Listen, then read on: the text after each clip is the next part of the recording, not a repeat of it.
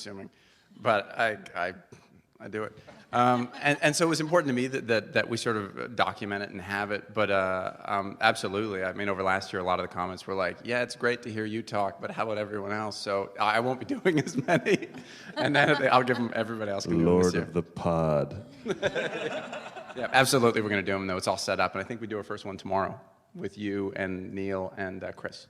Thank you. Didn't you actually? Colin, didn't you actually initiate that last year? Weren't you the one that suggested doing him in the first place? Yeah, I think I did. I don't know, what, Matt, was it me? It was late one night at a restaurant, so it came up. And I mean, how many times do you have an actor who says he wants to do a podcast for his show? I think it shows a real commitment, and you see the commitment all of our actors have to this show, but I just want to point that out because I thought that was really impressive. Oh, thanks. Yeah. Not to inflate your ego or anything. No, they could use Please don't. No, I just love those things, and especially with our audience base and who we're making the show for. It seems like it's a very internet savvy group, and the fact that we could make it more of a community was the idea, that people could tune in, and then if they felt like it, they could go online and there'd be one or two, sometimes 3 podcasts that they could tune in and have different characters talk about the show. I thought it would really help build sort of an infrastructure and chat boards and whatnot. Yeah, I know we're talking a little bit about the second season, but I'm kind of curious just about when you first saw, when you were first presented with this, with Eureka, with the script and everything, what was your initial reaction to it? I mean, sometimes this type of genre work doesn't always get well accepted with actors and such. I mean, what was your first reaction in hearing about the concept? I guess it was pilot season like 3 years ago, and it was, my first reaction was like, oh, I'm not going to get this.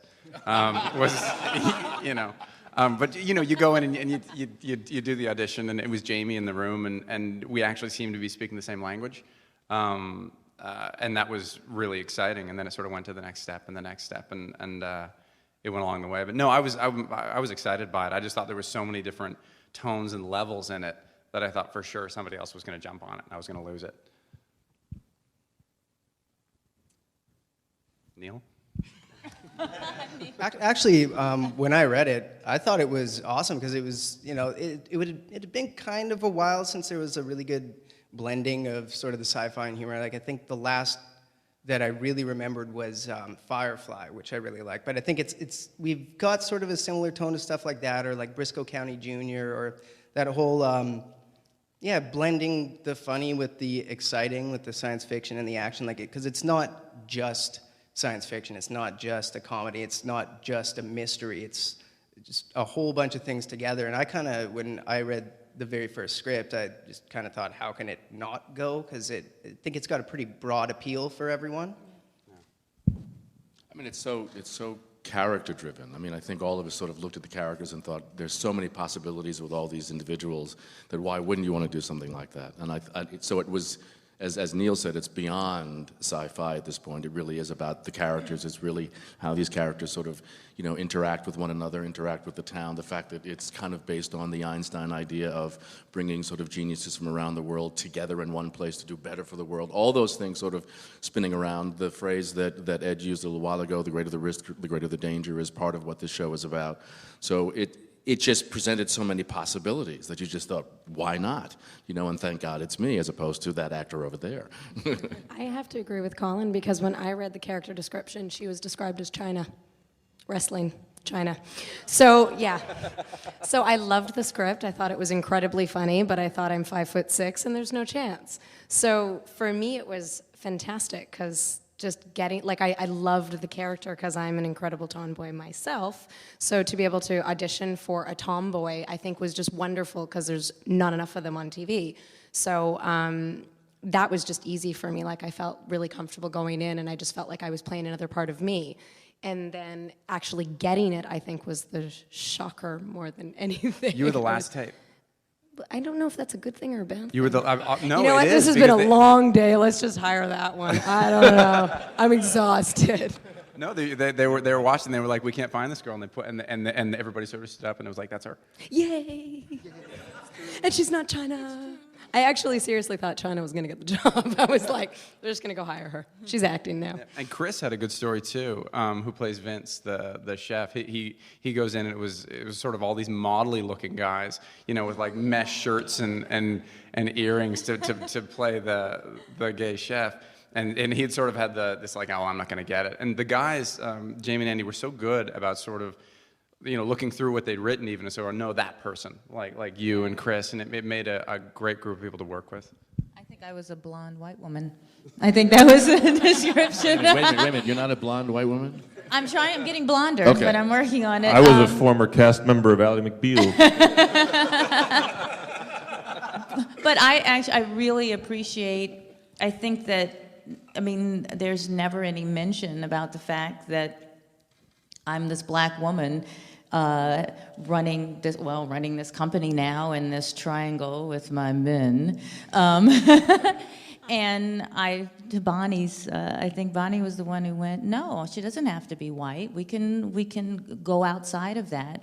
And, and Mark and everyone, I think it was a big step for them to make that decision. It shouldn't be, but it is. And it was...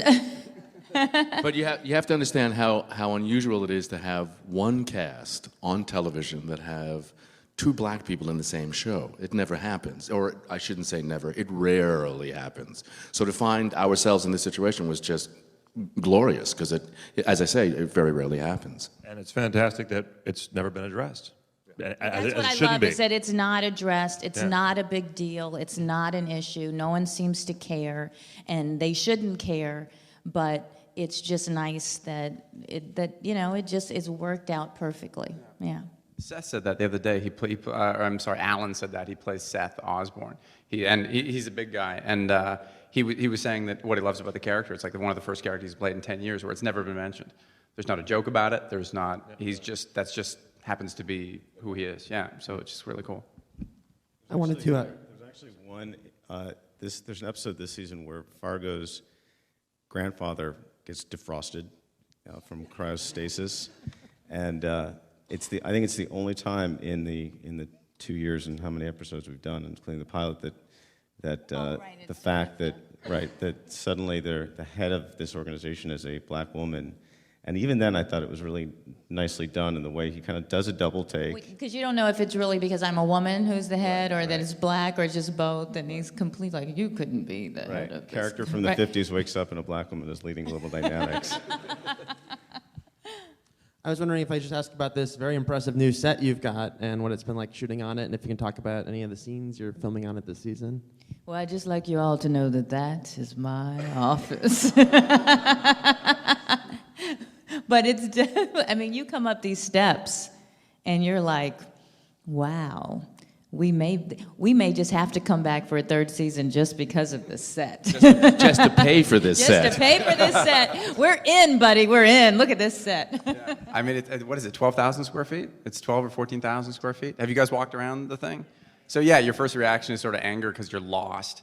As you're sort of in some catacomb underneath this building. But what's really cool is we've done a bunch of scenes where we've taken it, and you'll excuse it, we have sort of a shorthand we start from the waffle corridor, and we head up, and we do all this sort of like long walk and talk stuff around in here, and it's really fun. That's what I love about it, though, and I think the crew loves that part, too, is that you can keep going. Well, you don't last have year- to just cut. Remember last year they didn't quite make it wide enough for us all to be talking at the same time, so somehow we'd be like in this little triangle all the time trying to, get in. Or the and- blurry guy behind the three who walk and talk would be me. It'd be like, all right, 'Cause he's so get about tall, 5 he's feet always- behind.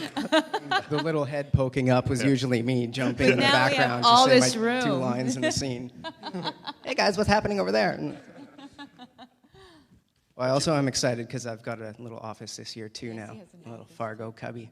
It's neat. But you get the sense in this space, obviously, that GD is an important, machine, and that it has this enormous space, and that it sort of makes you feel like what else is going on behind all these walls. It's just tremendous. It's just an amazing, place to work in.